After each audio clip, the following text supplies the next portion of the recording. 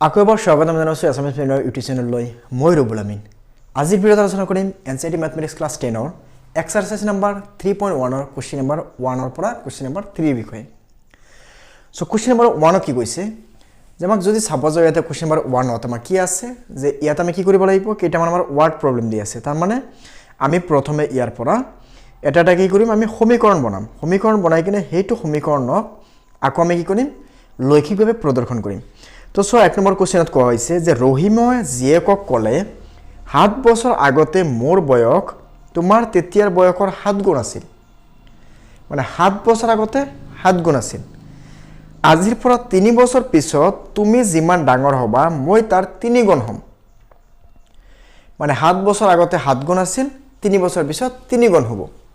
তেতিয়া হলে এইখিনি বস্তুক আমি কি কৰিব লাগে যে বীজগণিতভাৱে আৰু লৈখিকভাৱে আমি কি কৰিম এতিয়া বীজগণিতভাৱে আৰু লৈখিকভাৱে এইখিনি বস্তুক আমি প্ৰদৰ্শন কৰিম ঠিক আছে তো এতিয়া সোয়া এক্সাৰসাইজ নম্বৰ এটো আমাৰ হৈছে 3.1 কোৱেশ্চন নম্বৰ 1 সো দি সাপোজ আমি এনেকে ধৰি লওঁ যে সাপোজ এটো হৈছে এক্সাৰসাইজ নম্বৰ 3.1 কোৱেশ্চন নম্বৰ 1 1 ৰ কিমান আছে এটো 1 ৰ 1 আছে কোৱেশ্চন নম্বৰ সো 1 ত কি কৈছে যে আমি এনেকে ধৰি লৈছো যে সাপোজ ধৰা হল যে ৰহিমৰ বৰ্তমান বয়স সাপোজ x বছৰ তে ভালকে চাবা যে এতে কি আছে ৰহিমৰ বৰ্তমান বয়স x বছৰ বুলি ধৰি লৈছো সো দিয়াৰ আৰু ইয়াতে লিখিলো যে আৰু ৰহিমৰ জিয়েকৰ বৰ্তমান বয়স ধৰি লৈছো সাপোজ y বছৰ তেতিয়া হলে আজি যদি x বছৰ হয় বা আজি যদি y বছৰ হয় তেতিয়া হলে আজিৰ পৰা 7 বছৰ আগতে কিমান বয়স আছিল সাপোজ ধৰি লৈছো তোমাৰ এতিয়া বৰ্তমান বয়স হৈছে 17 বছৰ তেতিয়া হলে 7 বছৰ আগতে বয়স কিমান আছিল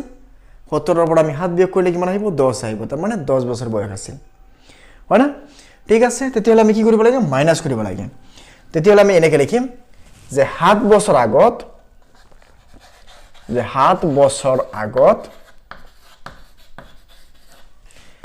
ৰহিমৰ বয়স আছিল 7 বছৰ আগত ৰহিমৰ বয়স আছিল তেতিয়া হলে x - 7 আৰু 7 বছৰ আগত ৰহিমৰ জিয়েকৰ বয়স আছিল তেতিয়া হলে কি হ'ব y পৰা আমি 7 ইয়াৰ্স মাইনাস কৰিব লাগিব ঠিক আছে তে এতিয়া সোয়া প্ৰশ্নমতে আমাৰ কি কোৱা হৈছে যে প্ৰশ্নমতে কৈছে যে 7 বছৰ আগত ৰহিমৰ জিয়েকৰ বয়সতকৈ 7 গুণ কম আছিল ৰহিমৰ জিয়েকৰ বয়স কেতে কিমান আছে y - 7 আৰু ৰহিমৰ আছে কি x - 7 তেতিয়া হলে এই দুটাৰ ভিতৰত ডাঙৰ কোনটো বাপেকৰ বয়স অবিয়াসলি ডাঙৰ হ'ব তাৰ মানে আমি জিয়েকৰ বয়সৰ লগত যে 7 এটা ইনটু কৰো দুটা সমান হ'ব তেতিয়া হলে এইখিনিৰ পৰা আমি কি পাম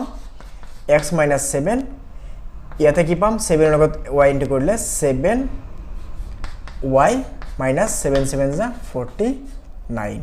তো এইবাৰ ইয়াতে x - 7 থাকিল এটো পজিটিভ আছে সো নেগেটিভ y প্লাস কি হ'ব 49 = 0 তো ইয়াৰ পৰা আমি কি পাম x - 7y 49 এৰ পৰা 7 মাইনাস কৰি কিমান আহিব 42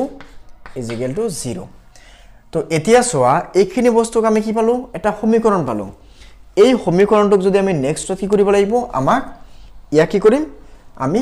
লৈখিকভাৱে প্ৰদৰ্শন কৰিম লৈখিকভাৱে প্ৰদৰ্শন কৰিবলৈ আমি সদায় এনেকে লিখিবৰ কাৰণে চেষ্টা কৰিম যে -7y তেতিয়া হলে কিমান আহিব 42 প্লাস আছে হ'ব লাগে লিখিব -42 আৰু ইফালে x2 প্লাস আছে হ'ব লাগে লিখিব -x হৈ যাব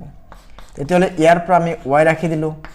এই দুটাৰ পৰা আমি -2 কমন ললে ইয়াতে কিমান আহিব 42 প্লাস x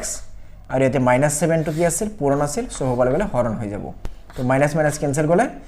y = আমি কিমান পালো 42 প্লাস x পালো ঠিক আছে তো আৰু নেক্সট এটা কন্ডিশন আমাৰ কি আছিল নেক্সট এটা কন্ডিশন আছিল যে আকৌ নেক্সট কন্ডিশনটো এনেকৈ কৈছিল যে 3 বছৰ পিছত ৰহিমৰ বয়স পুতেকৰ বয়সৰ বা জিয়েকৰ বয়সৰ কি হ'ব 3 গুণ হ'ব